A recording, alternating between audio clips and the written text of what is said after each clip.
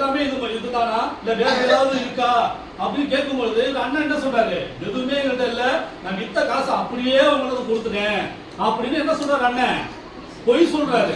பொய் சொன்ன உடனே அதுக்கப்புறம் தான் இவர் என்ன பண்றாரு, பரிசுத்த ஆவிக்கு விரோதமா நீ பொய் பேசிருக்க அப்படின்னு சொல்லிட்டு எச்சரிப்பு கொடுக்கிறாரு. யாருக்கு?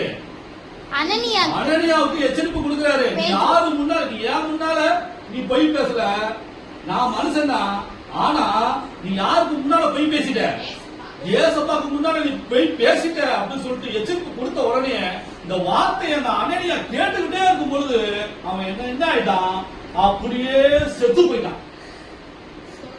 சொல்லுங்க, ஜோலி முடிஞ்சு அவனுக்கு. எதனால அவன் ஜோலி முடிஞ்சு, அவனுக்கு வந்த வருமானத்துல பாதிய மறைச்சி அவன் பொய் கணக்கு காட்டினதுனால, பரிசுத்த ஆவியானவர் எச்சரிச்சதுனால அந்த வார்த்தை என்ன பண்ணுச்சு, அவனை நியாய தீர்ப்பு கொடுத்து விட்டது. அந்த வார்த்தையை கேட்ட உடனே பரிசுத்த ஆவிக்கு விரோதமா நீ பாவம் செஞ்சுட்ட, போய் பேசிட்ட அப்படின்னு பேதுரு சொல்லும் பொழுது அந்த வார்த்தை காதுல வாங்கின உடனே அனனியா என்ன பண்ணிட்டாரு, செத்தே போயிட்டாரு. அப்போஸ்தலர் பாதப்படியில் அப்படி விழுந்து அப்படியே செத்து போயிட்டான். செத்து போன உடனே அங்க சூழ்ந்திருந்த வாலிபர்கள் என்ன பண்ணிட்டாங்க, அவனை கூட்டிட்டு போயிட்டு பின்புறம் கூட்டிட்டு போயிட்டு ஒரு இடத்துல போய் அடக்கம் பண்ணிட்டாங்க. அதன் பிறகு ஒரு 3 மணி நேரம் ஆயிடுச்சு. 3 மணி நேரம் கழிச்சுதான் வேற யாரு வரா, சொல்லுங்க, அக்கா வராங்க.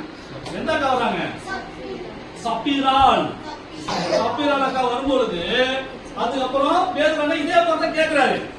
பேதுரு இந்த மாதிரி கேட்கிறாரு, உன் புருஷன் வந்தா இந்த மாதிரி சொத்து மதிப்பு எல்லாத்தையும் கொடுத்தான், இதெல்லாம் உண்மையா அப்படின்னு பேதுரு கேட்கிறாரு. அப்ப அவங்க என்ன சொல்லணும், பொய் சொல்லணும். ஆட்டோமேட்டிக்கா உண்மைதான் சொல்லணும். ஆனா அவங்க என்ன சொல்லிட்டாங்க, பிளான் பண்ணிட்டாங்க, பொய் தான் சொல்லணும் அப்படின்னு சொல்லிட்டு. அப்போ சப்பீரால் அக்கா வராங்க, பேதுரு கேட்கிறாரு, உன் புருஷன் வந்தா இந்த மாதிரி ஆயிடுச்சு, செத்து போனதான் சொல்லவே இல்லை, உன் புருஷன் செத்து போயிட்டான் சொல்லவே இல்லை.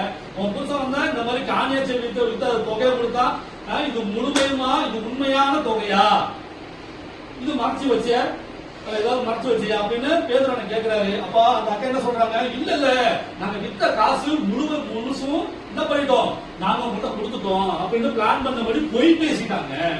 பொய் பேசின படினால மறுபடியும் அதே மாதிரி பரிசுத்த ஆவியானவருக்கு விரோதமா நீ பொய் பேசிட்ட அப்படின்னு பேதுரு சொல்றாரு.